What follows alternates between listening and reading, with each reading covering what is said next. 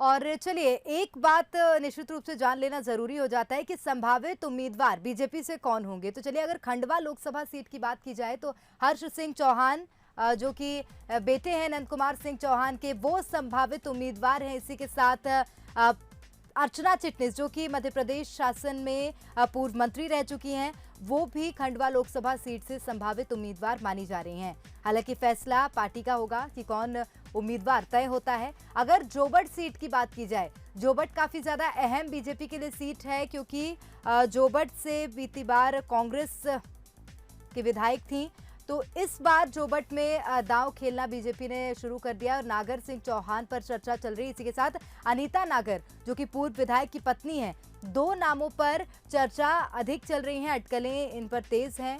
और दीपक सिंह चौहान रेस में आगे माने जा रहे हैं, नगर पंचायत अध्यक्ष हैं। माधो सिंह डावर 2018 चुनाव हारे थे प्रत्याशी के तौर पर, लेकिन उनके नाम पर भी चर्चाएं तेज हैं। अगर रैगांव विधानसभा सीट की बात की जाए तो एक नाम जो कि सबसे आगे आ रहा है वो है पुष्पराज सिंह बागरी। पूर्व विधायक के बेटे हैं जुगल किशोर बागरी के, पुष्पराज सिंह बागरी, और इनका नाम रेस में सबसे आगे है। पृथ्वीपुर सीट की बात करें तो शिशुपाल यादव जो कि 2018 में सपा से चुनाव लड़े थे, सपा से बीजेपी में अभी फिलहाल शामिल हुए हैं और शिशुपाल यादव को टिकट देने पर चर्चाएं चल रही हैं। गणेश सिंह नायक बीजेपी नेता हैं, गणेश सिंह नायक, और एक अहम योगदान पार्टी में देते रहे हैं, तो इनके नाम पर भी जिक्र चल रहा है। दो नाम जिन पर मंथन फिलहाल किया जा रहा है, लेकिन अभी तक कोई नाम तय नहीं हुआ है उम्मीदवार का। देखना होगा कि किसका नाम इस रेस से आगे निकलकर उम्मीदवार के रूप में चयनित होता है।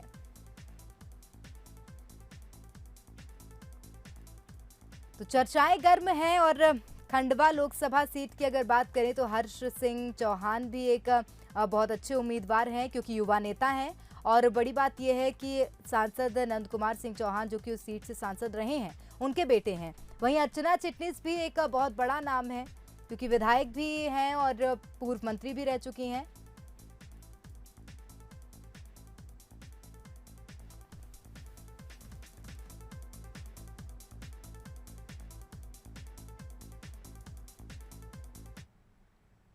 और चलिए अधिक जानकारी लेंगे, हमारे साथ executive editor Manoj Saini ji live जुड़ गए हैं। मनोज जी, आज दिन भर देखा जाए बीजेपी कार्यालय में मुलाकातों का दौर, चर्चाओं का दौर चला है और अभी तक फिलहाल तो कोई नाम संभावित उम्मीदवारों के सामने नहीं आए हैं, लेकिन नाम कुछ ऐसे हैं जिन पर अटकलें लगती रही हैं, क्या कहेंगे?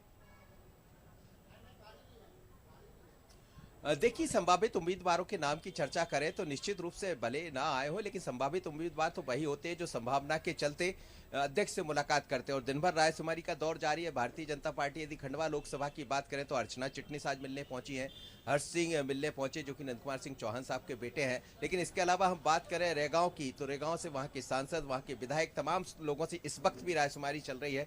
बीडी शर्मा जी के साथ बंद कमरे में चर्चा चल रही है कि एक व्यक्ति को बुलाया जा रहा है और उनसे अलग अलग नाम लिए जा रहे हैं। पुष्पराज सिंह का नाम काफी चर्चा में बना हुआ है, वहां से बाकी 4 और अन्य उम्मीदवार है। इसी तरह यदि पृथ्वीपुर की बात करते हैं तो वहां से शिशुपाल यादव के नामों की चर्चा बड़ी तेजी से चल रही है। दूसरी तरफ अनीता नायक के नाम की चर्चा बहुत तेजी से चल रही है। और यदि हम जोबट की तरफ चले जाते हैं तो जोबट से भी चाहे माधो सिंह डावर जो पहले वहां से चुनाव लड़े हैं लेकिन हार गए थे, या फिर हम बात करें नागर की, वहां से अनीता नागर, उनका नाम भी बड़ी तेजी से चर्चा में। लेकिन कहा जा रहा है गोपाल चौहान की संभावना वहां से बहुत जताई जा रही। आप देखिए तमाम लोग हैं जो आज रायशुमारी के लिए यहाँ पहुंचे थे। कुछ लोग हैं मेरे साथ इस वक्त, जिलाध्यक्ष है देवास के। किस तरह की रायशुमारी यहाँ चल रही है, आप लोग से क्या मांगा अध्यक्ष जी ने? निश्चित रूप से जो लोकसभा, खंडवा लोकसभा का चुनाव है उसमें हमारे जिले की बागली विधानसभा आती है और इस कारण से आज हमें रायशुमारी में बुलाया गया था और संगठन ने तय किया था कि प्राथमिकता के आधार पर 3-4 नाम जो हो सकते हैं उनकी संभावनाओं के नाम की चर्चा हमारे माननीय प्रदेश अध्यक्ष जी ने की है। निर्णय आदरणीय प्रदेश संगठन और राष्ट्रीय संगठन को करना है। हमारा उम्मीदवार कमल का फूल होगा, इस नाते हमको। तो आप लोग से कितने नाम मांगे गए? 3-4 नाम जो भी प्रमुखता से आपके मन में विचार आते हैं और जो चल रहा है ट्रेंड मतदान केंद्रों पे और नीचे हमारे विधानसभा में कार्यकर्ताओं के बीच में, उनमें से जो जो संभावित नाम हो सकते हैं उनकी चर्चा करने का। आपने भी नाम दिए?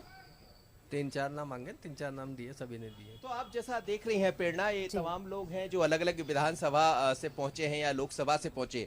खंडवा लोकसभा की बात करें तो इसमें 4 जिले आते हैं, एक देवास है, एक खरगोन है, बुरहानपुर है और इसके अलावा हम बात करें तो कुल मिलाकर 4 जिले यहाँ इसमें आते हैं। लिहाजा 4 जिलों के जो जिलाध्यक्ष है वो यहाँ पहुंचे थे, यहाँ के जो प्रत्याशी संभावित वो यहाँ पहुंचे थे, जिलाध्यक्ष पहुंचे थे, इसके अलावा तमाम विधायक यहाँ पहुंचे थे, सांसद पहुंचे थे। तो कुल मिलाकर ये कहा जा सकता है कि आज रायशुमारी का दौर जारी है। ऊपर भारतीय जनता पार्टी के प्रदेश सचिव वी डी शर्मा जी अभी भी मिल रहे हैं, इस वक्त रेगांव के लोगों से बात हो रही, लेकिन जो नाम संभावित है उनके नाम लिए जाएंगे। उसके बाद केंद्रीय समिति की बैठक होगी, फिर एक नामों का पैनल केंद्र में जाएगा, वहां से नाम फाइनल हो जाएंगे। ये कहा जा रहा है, जैसा वी डी शर्मा ने भी बंसल न्यूज से बात करते हुए कहा है कि 2-3 दिन में हम संभावना है कि जल्द से जल्द नाम सामने होंगे। तो अब रायशुमारी की तरफ बढ़ चली है भारतीय जनता पार्टी और जल्द नाम भी सामने आ सकते हैं। बिल्कुल मनोज जी, क्योंकि नामांकन की तिथि शुरू हो गई है, इसलिए ये उम्मीद की जा रही है कि जल्द नामों की घोषणा होगी। बहुत शुक्रिया तमाम जानकारी साझा करने के लिए।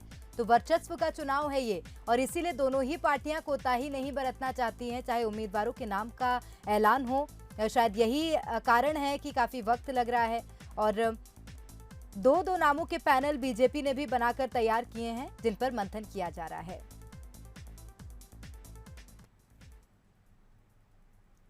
और उपचुनाव का बिगुल बजने के बाद हर नेता अपनी दावेदारी पेश कर रहा है। जोबट विधानसभा की अगर बात करें तो यहां कांग्रेस में टिकट बंटवारे को लेकर घमासान मचा हुआ है। दरअसल यहां दिवंगत पूर्व विधायक कलावती भूरिया के समर्थक पूर्व विधायक सुलोचना रावत को टिकट ना देने की मांग कर रहे हैं।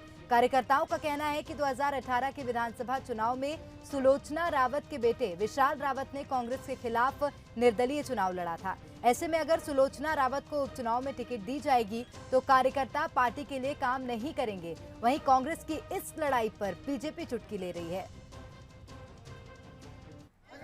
सुलोचना रावत को अगर टिकट मिलता है तो हम कोई भी कार्यकर्ता उनके लिए काम नहीं करेंगे, और मैं महिला ब्लॉक अध्यक्ष हूं, उनके लिए बिल्कुल 1% भी काम नहीं करेंगे। हमारी पूरी ब्लॉक में पकड़ है और सभी कार्यकर्ता हमारे साथ हैं। विपक्ष नाम की चीज वो बची नहीं है। कहीं का ईंट कहीं का रोड़ा, और भानुमति ने कुनवा जोड़ा। कांग्रेस की हालत पूरे देश के अंदर उनके अध्यक्ष तय नहीं है। पंजाब की हालत हम देख रहे हैं, मध्य प्रदेश में उनके हाल देख चुके हैं।